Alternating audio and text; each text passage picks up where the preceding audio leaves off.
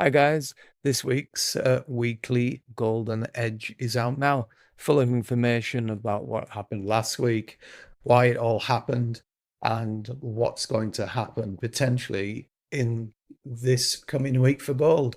Have a read, see what you think, get back to me. Here it is. When geopolitical tension escalates in the Middle East, global commodity markets price in the threat to global supply chains immediately. For decades, macroeconomic traders have relied on a straightforward heuristic for these moments.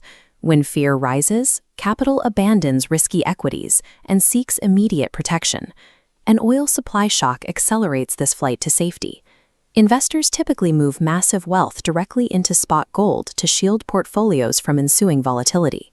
On Wednesday, July 8, 2026, the market was tested with exactly this scenario.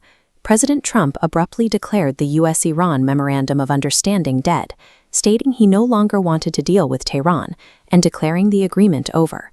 The energy sector reacted instantly.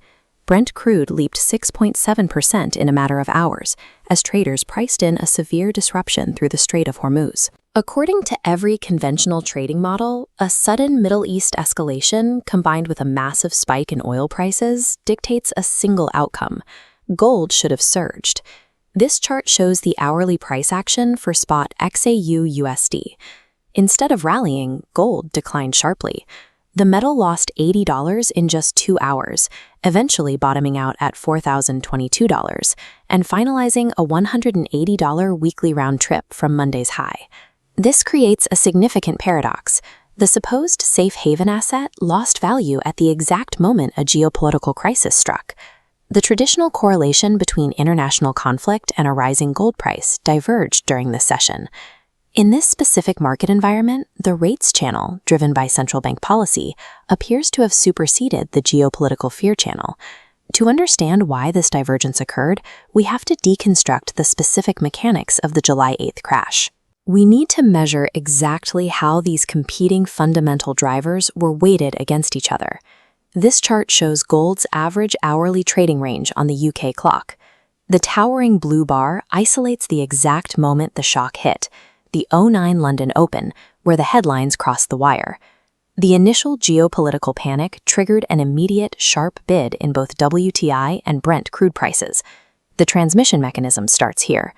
Higher energy costs immediately raise the baseline for future consumer inflation expectations. Going into this session, the Federal Reserve was already positioned aggressively against inflation. Futures markets were pricing in a 30% probability of a rate hike by the end of July. That evening's FOMC minutes confirmed the institution's anxiety. The committee was split down the middle, 9-9, on implementing another tightening cycle in 2026. The sudden threat of an oil-driven inflation spike forced the front end of the yield curve to instantly reprice for a higher-for-longer interest rate environment. The 10-year Treasury yield surged to 4.58%, a 6-week high, and the U.S. dollar index climbed to 101.18. Gold pays zero interest, and it is priced globally in U.S. dollars. The violent spike in the dollar and the sudden increase in the real opportunity cost of holding a non-yielding asset mechanically crushed the metal. The safe haven capital flows were entirely nullified. Bad news is no longer automatically good for gold. When an oil and war shock threatens to increase inflation, the market treats it strictly as an interest rate event. Thursday's trading session provides a test case for this model. Headlines indicated peace talks were allegedly resuming, the supply disruption fears evaporated, and Brent crude retreated below $76. The rates market reacted inversely. The 10-year yield eased back down to 4.53%, and the dollar index fell below 101. Looking at this daily change chart, we see gold's exact response. Thursday printed a 1.09% jump during the U.S. trading session as the pressure lifted. Even institutional capital followed the move. The massive GLD ETF registered its first weekly net inflow since mid-June as yields cooled. The price action was symmetrical. Rising rates produced an $80 decline on Wednesday. Falling rates produced a clean recovery on Thursday. The rates and dollar channel currently holds directional control over the gold market. If the Federal Reserve is aggressively hawkish and the interest rate channel is suppressing safe haven fears, why did gold stop falling? Why didn't prices continue lower below the psychological $4,000 level? Retail speculators certainly tried to push it there. Over the week, ETF investors dumped 74 tons of gold, the heaviest net selling we've seen since September 2022, outside of March. That retail outflow collided directly with a massive opposing macroeconomic force, the structural bid. While retail traders sold ETFs, official sector accumulation accelerated. June data shows China, Uzbekistan, and Poland adding massive tonnage. Sovereign central banks operate on multi-year timelines, ignoring intraday noise to use these flash crashes to absorb physical supply at a discount. This chart shows exactly where that sovereign bid halted the panic. Wednesday's steep decline found an immovable technical floor at $4,022. Algorithmic trading and retail speculators dictate the intraday volatility, but these deep sovereign structural bids define the absolute macro floor, preventing a total systemic breakdown.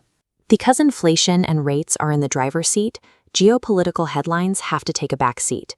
Trading the upcoming week requires focusing purely on economic data. The release of the US CPI data is the singular binary event that will dictate the Federal Reserve's next policy decision.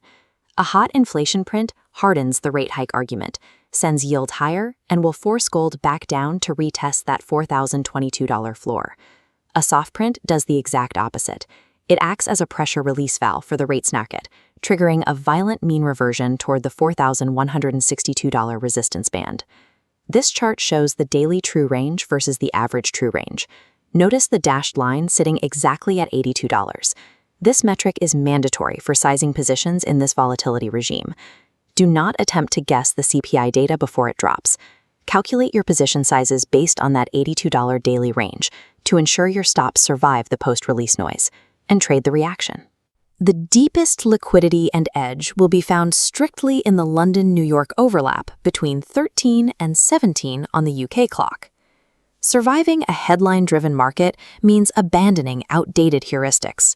Map the actual monetary transmission mechanisms, respect the structural bids, and wait for hard data to confirm the trend. Guys, hope you enjoyed that. If you would like to keep receiving this on Sunday, type yes in the comments below and I'll make sure I keep doing this. See you next Sunday.